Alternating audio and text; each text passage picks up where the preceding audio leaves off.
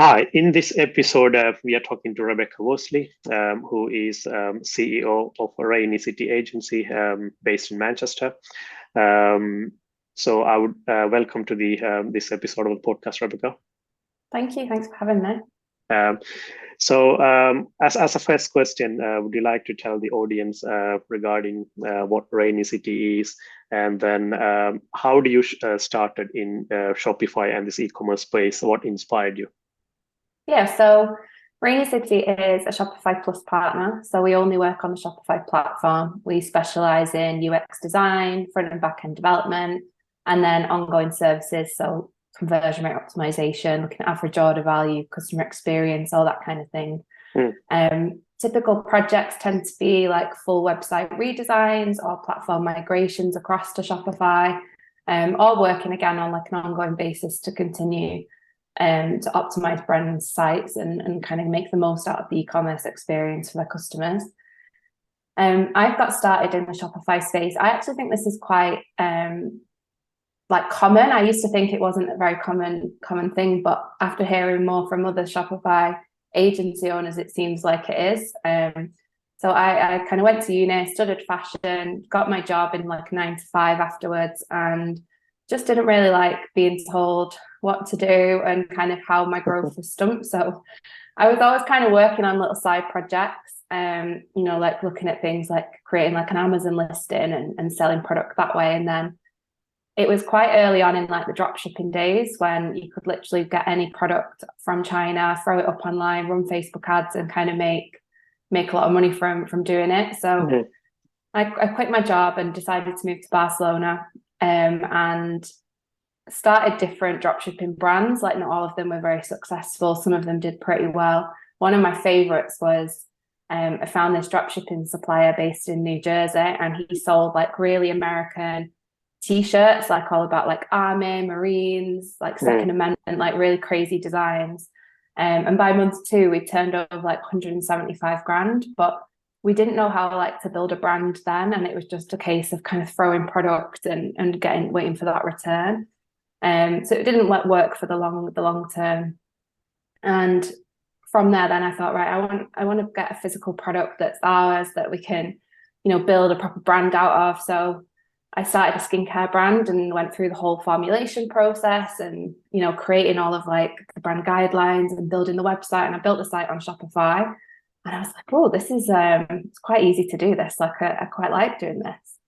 So after I built my first one, I was in part of this group and it was called the Brand Builder Bootcamp. And there was often people asking like, does anyone know where I can get a Shopify site built? So I just used to message these people and was like, I can do it for like $200 if you want, like, and I was like, oh, can I actually charge that much money for it? And it just kind of went from there, really. It was like, by the time I'd kind of got going with all these Shopify sites, I was making so much money from that the skincare kind of got left behind, and I had to really make the decision on what one do I want to do. And I went for the Shopify design and development, and joined freelancer platforms like Upwork and StoreTasker. And at first it was just like a lifestyle business. Like it allowed me to travel the world. It allowed me to have my own free time. It allowed me to earn loads of money. And then I'd say like about 3 years ago is when we really kind of turned into like a proper agency, started employing like, full-time team members. And I've really just kind of grown it from there. And I just think like agency life is very, very busy. It's very stressful, but it's a lot of fun as well. Like you get to meet so many different people and travel. And I think that's like one of the best parts about it. Oh, brilliant. So in essence, you sort of stumbled upon the whole Shopify thing and then you just realized like, okay, this is what I want to do, right? And now like I think that like when I get asked to like speak on panels and things like that, and I'm sometimes talking, I'm like, oh my God, I actually really know what I'm talking about here. Like where's all this knowledge come from? That's brilliant. It's a great journey. So when you start out on the skincare journey, you didn't realize that this is where you'll be going, right? So it's just sort of happened, and then happened for good, because it's quite good that the journey. So that's very inspiring. So you mentioned like you design and UX and user experience. So how important is that for a Shopify business to be successful in your opinion? I think it's very important. I think it's all about kind of like balancing what looks good and what like a lot of people come and they're like, oh, I need like a really pretty looking site, but it's also about making sure that you are following best practices with that experience for users as well, and kind of balancing innovation with familiarity. Because people spending so much time shopping online now that they're used to kind of certain experiences. So you kind of change the whole way that UX looks and feels. It's not going to necessarily convert the best because it's a different experience to what they're used to.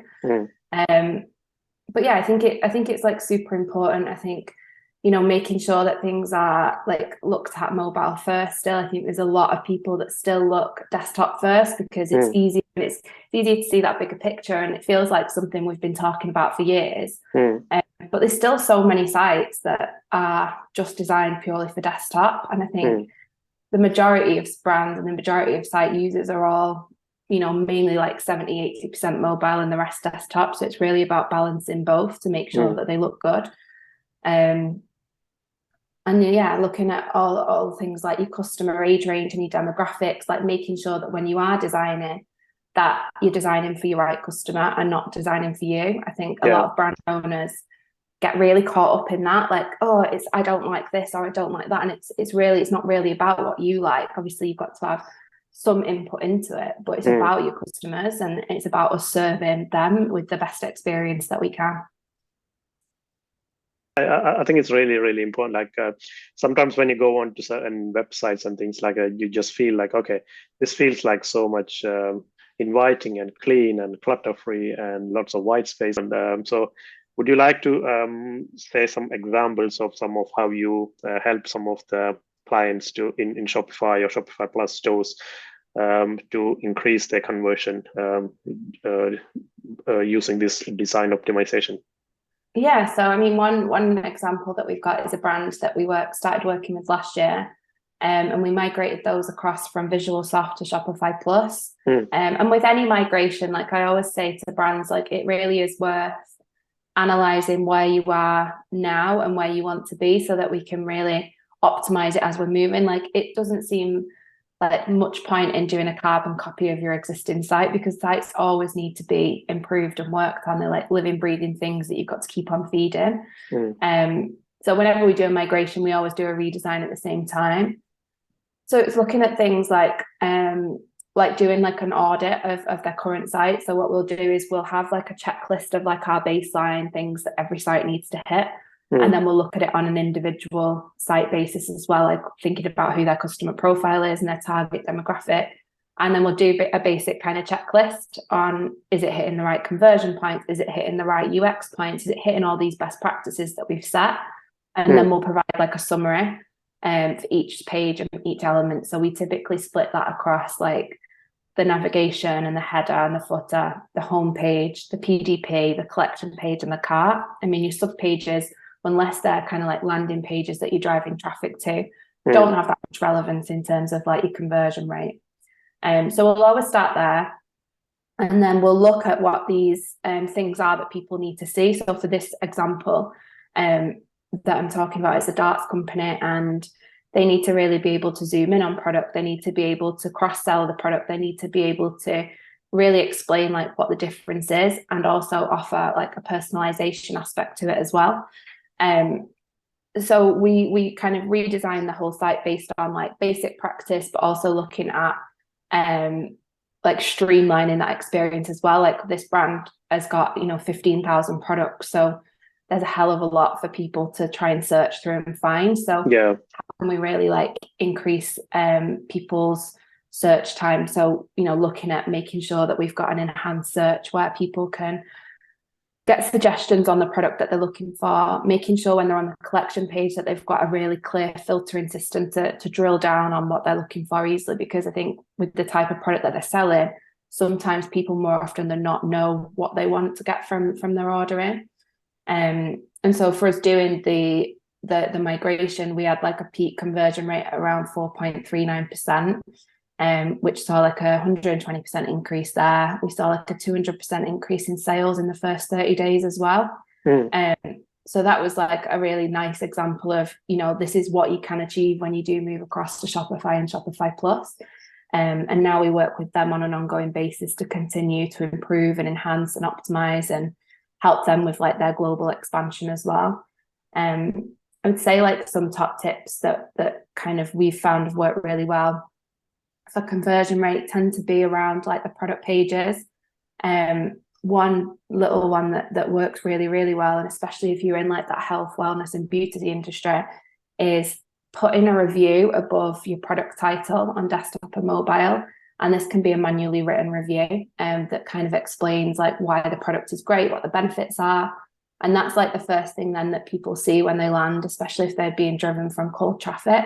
And I think everyone should kind of follow this practice with the product pages, but making sure that when you are building a product page, you're building out it in that long form style so that it includes everything that customers need to know about the product before making that decision. Like, is there information on there about their shipping and delivery policy? Like, how long is it going to take to arrive? Is there any kind of returns that they need to know about? Is there any key ingredients in the product that they're selling? Do they have like a subscription offer? And if they do, is it really clear on what that discount looks like if they do subscribe? So we're kind of encouraging people to, go down that route rather than just like a one-time purchase route. So there's loads of little like tips and tricks that you can do. And I think just the core you need to think about always is how can we keep them on this page and how can we make sure that they don't need to go off and find information elsewhere? Yeah, it's really fascinating. Like a lot of people overlook these things, like how important the design and the user experience and the journey is. And then, like exactly like you said, like it's all about like that customer experience. And then when they come in to that landing page, they have a very short time they will spend on the page, right? Because there's tons and tons of options available out there. So if you can't be inviting and captivating at the first time, then they'll go to a different site. So it's really important, like the small things that you mentioned, like showing the reviews on top or shipping costs, that'll make a big difference. So to make you stand out from the rest of the competition as well. And then again, like you mentioned, the 200% increase in sales, that's another thing that it's absolutely necessary that you take a lot of big focus on designing a good landing page for Shopify stores. That leads me to my next question, where as Shop Circle, we have a portfolio of different apps. What is, in your opinion, like an app owner can do to make their apps stand out in this whole Shopify App Store? Because what usually happens is, like, an agency is you go after like the core ones that you're using all the time. So kind of the features and the benefits inside out, you've used them, and they're like ones that are frequently there. But I think whenever we're looking for something new, like reviews is always a major thing, like, because it shows that other people have used it. Like if it's only got like a couple of reviews, then it's like, it feels new. It might be a little bit buggy. It might not work. We can try it, but we'd prefer to go with something that's got a bit more history and a bit more reviews there. I think one thing that the app listings sometimes miss out on is being like really clear straight away what problem and solution they're solving. Like sometimes you go on an app listing and it's like you're trying to search for it and like I can't actually find if this is doing what I need it to do or not.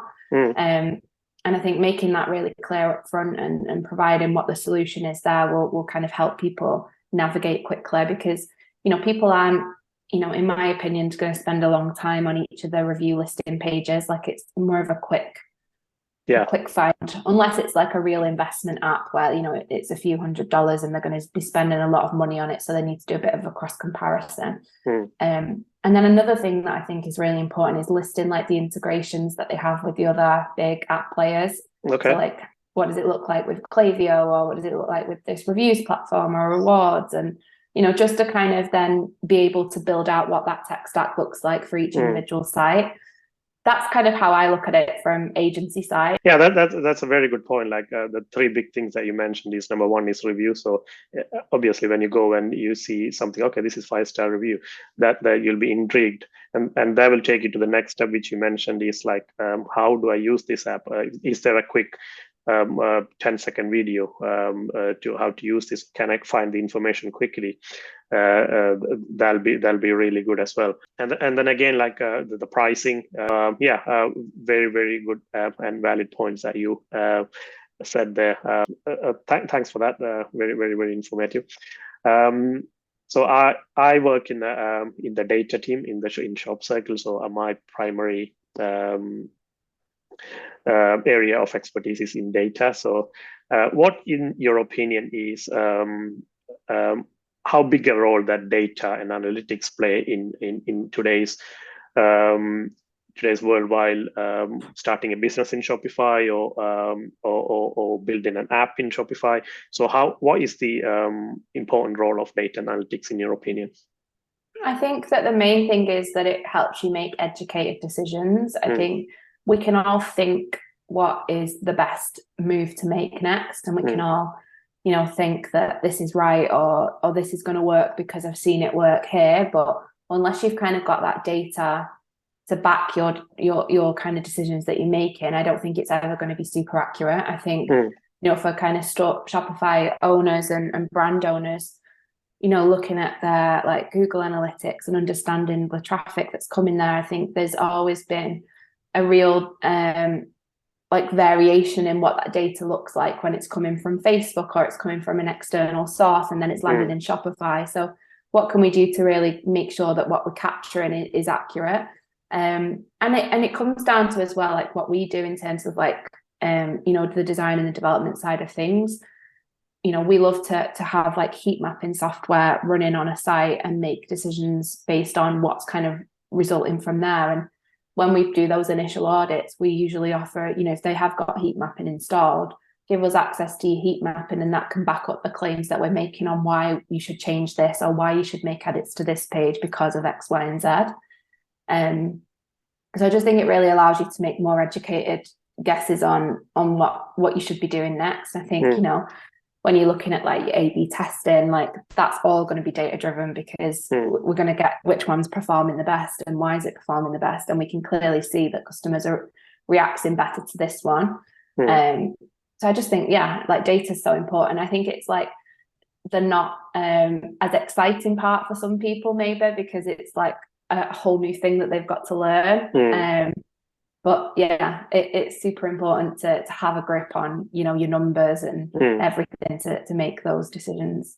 Yeah, and also like it's like if you see like a chart, it'll be much easier to understand. Okay, this is what's happening. This is trending up. This is trending down. So it'll be very quick to understand where the business is going, how the metrics are performing, all that kind of thing from a good glance to make like data-driven decisions for the company, right? So very good points that you raised. Thank you for that. So that will make me move to the next question regarding Shopify shop owners. So in your experience, what are some of the mistakes that you think that Shopify owners, business owners make, and what is your advice to them how to avoid them? Yeah, I think like one thing that I see fairly often is people not focusing on the money-making areas of the business, and they get very caught up in the really small bits of things, I've worked with brands in the past where they're like constantly iterating like the design just for the sake of it, rather than going off any of those like data-backed decisions. Or, there's kind of two ways of that, like not keeping an eye on competitors and then keeping too much of an eye on competitors where you're literally trying to replicate everything that they do. And copying like, oh, they've changed their product page, so we need to match our product page to theirs. And you're just constantly playing catch up, and there's no kind of innovation there then, and there's no like data backed decisions to tell you that this is what you should be doing and why. Another thing that I see a lot is people installing like an app for absolutely everything under the sun. And you click into their site and they've got like 60, 70 apps installed, and it's like, oh, Yeah, no wonder the site's running slow. So I think it's about kind of maintaining and cleaning up that back end as well. Like, I think, I love organizing. Like, I love things being just so. And when I go into some people's stores sometimes and I see like 1,000 different pages of old content that's been there and hidden for like 3 or 4 years and it's never been used, can we just have a clean up, and can we make things a bit tidier? Because then it's just going to help everyone else out when they're kind of looking in the back end of the site. But yeah, I think they're not focusing on the areas that generate revenue is the big one. Like the instant impact is always going to be, if you're driving a lot of paid traffic, like what can we do there to help you get more sales through? So put more landing pages together. Like, you need to give us the content and then we can just go ahead and build them. We can work with like your ads agency and your team there to make sure that we're constantly on the ball and constantly feeding what they need in terms of creatives.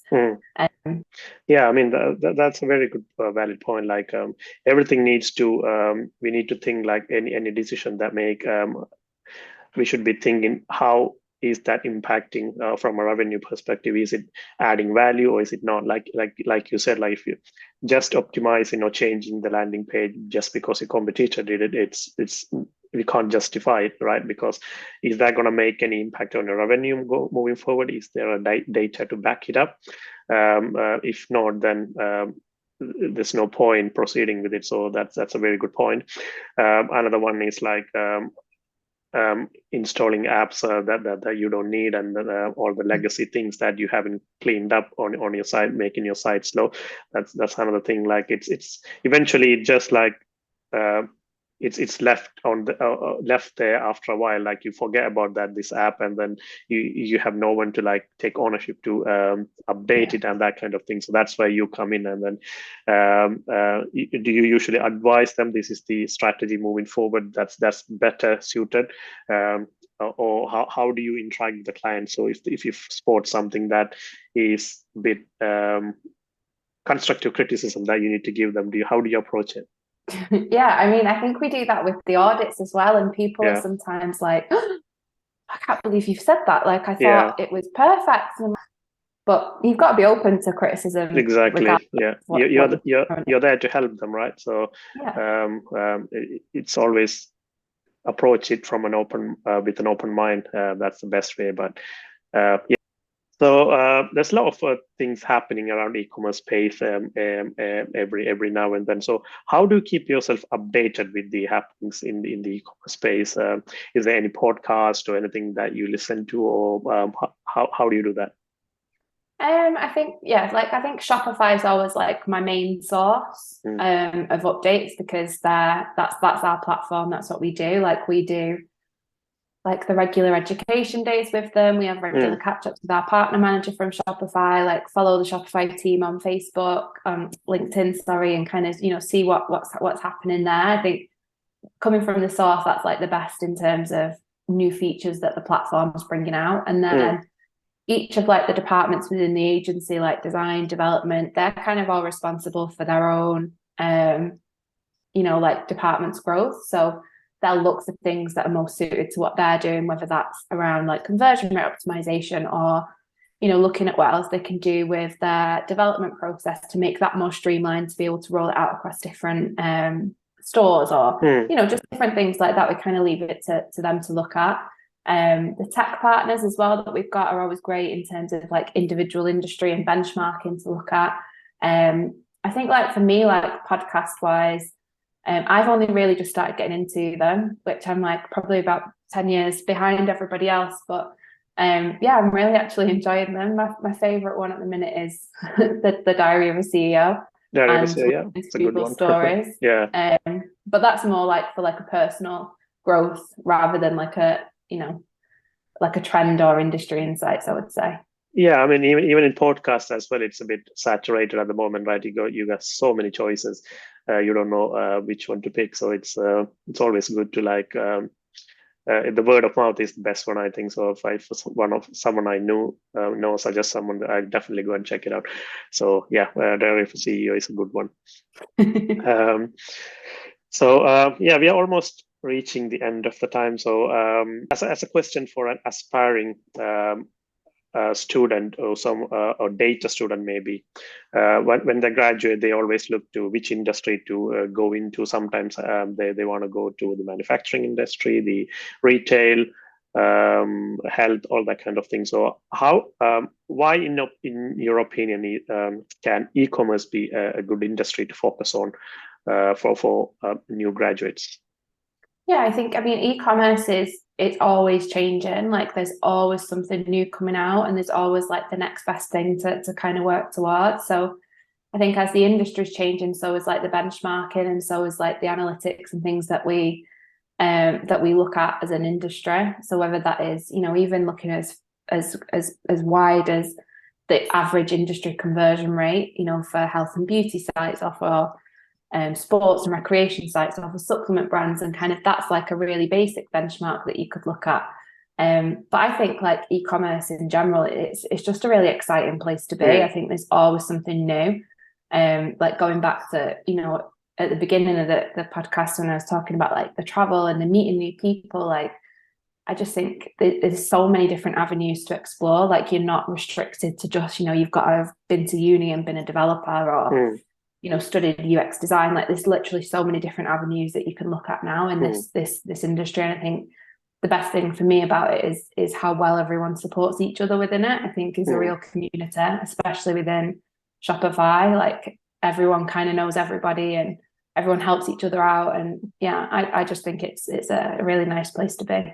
Yeah, very, very true indeed. Because when I started working in Shop Circle, I didn't have much exposure to e-commerce before. So it's been more coming up to an year now, and then I can certainly see it's really exciting space to work in. Like all the reasons that you said, because even within the e-commerce, you can deal with different industries, from whether it's health or whether it's sports or any sort of. So it's an industry within an industry. Really, you might be working with different industries within the e-commerce space. So very, very exciting industry to work for.